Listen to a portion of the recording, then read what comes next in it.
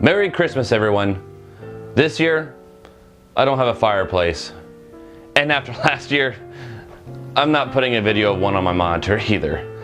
Today, I'm reviewing the sequel to the very first game I ever reviewed. That's right, I'm reviewing this game. It's called Game Panic 2. This is Game Panic 2. A homebrew for the Sega Genesis and Sega CD.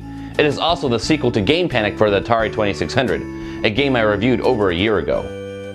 Game Panic 2 was developed this year as an exclusive game for PRGE 2016. The same programmer, Jason Santuci, thanks Jason for helping me out with that, is back again with the help of John Hancock to make this sequel possible. Like its predecessor, Game Panic 2 was made in a limited supply, and like the original, it stars John Hancock. We already know who John Hancock is, but if you don't know who he is, firstly, what is your problem? Also, watch my review of the first Game Panic. Game Panic 2 is designed to emulate a Game Boy game on the Super Game Boy, much like Game Panic, which was designed to emulate the original LCD Plane and Tank games from Radio Shack. According to the manual, John's game room is safe. Yeah, right. Like I said in my review of the first Game Panic, it's haunted. Anyways, apparently John's game room is safe, and so is his collection. But now it's time for him to go and mail out some homebrews.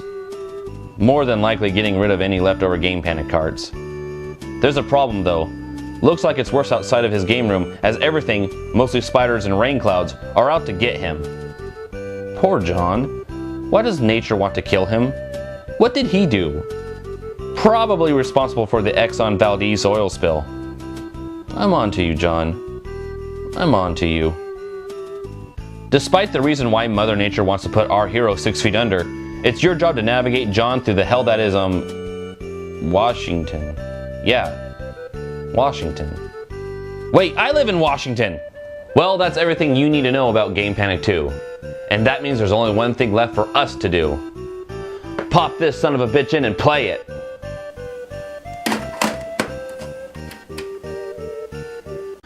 Game Panic 2 is simply back to the basics of gaming.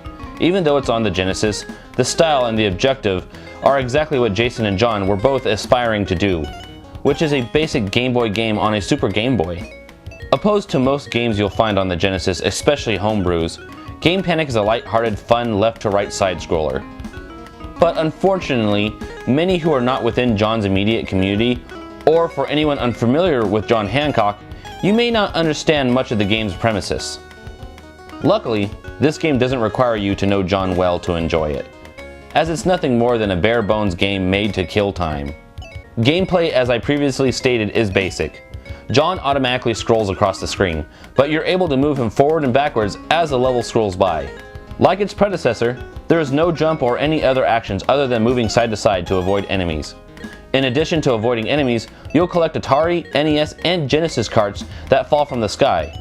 As you collect them, you won't be awarded points immediately. Instead, you'll have to continue till you come across what I believe is a mailbox. Once you reach the box, you are awarded points and you continue progressing.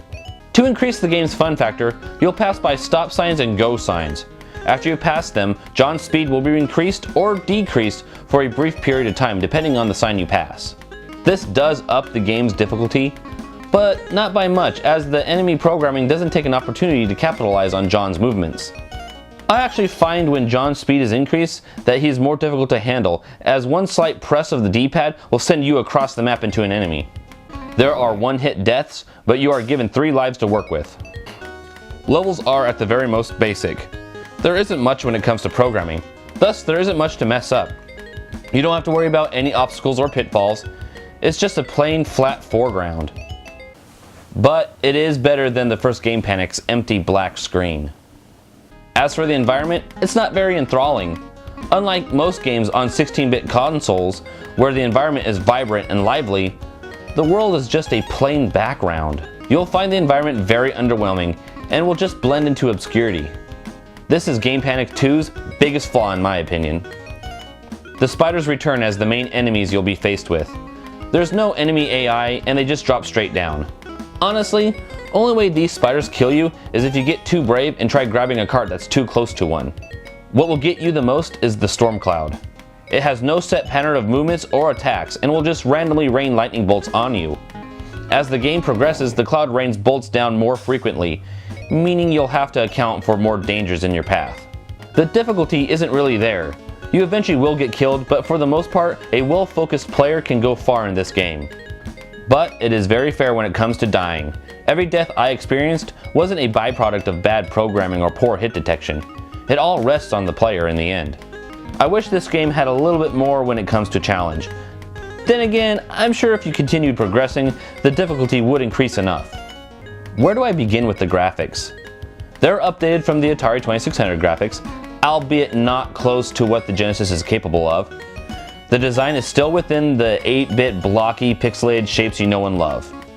Almost reminds me of the new indie games that are doing a more polished pixelated style. John's sprite has been updated as well, though he does share some resemblance to the original Atari sprite.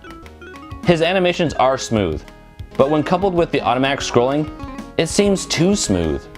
John jerks around on the screen and looks like he's on roller skates.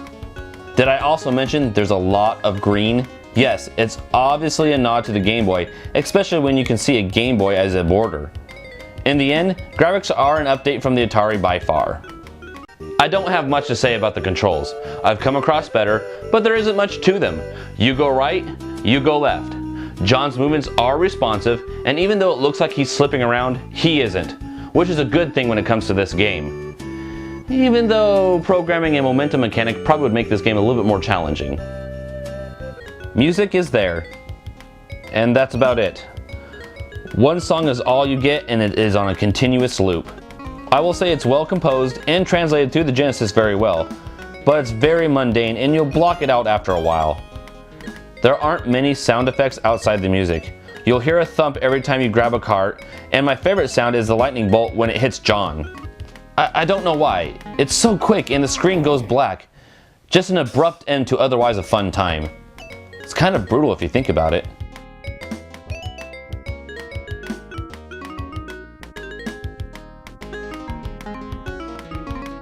After it's all said and done, there's nothing wrong with this game. Game Panic 2 is a great sequel, and it updated everything from the original and gave it a squirt of flair.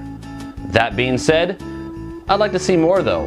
It's a 16-bit system, and though they're trying to emulate something else, I'd still like to see John Hancock in 16-bit form. I know it takes time and money, but I'd like to see what Jason can pull off with the Motorola 68K processor. But for what it is, Game Panic 2 is fun, and that's what a game's supposed to be.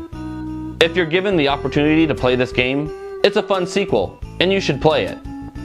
That was my holiday special review of Game Panic 2 for the Sega Genesis and Sega CD. I hope you enjoyed, and if you did, give me a like and subscribe. And as always, I'll see you in the next video.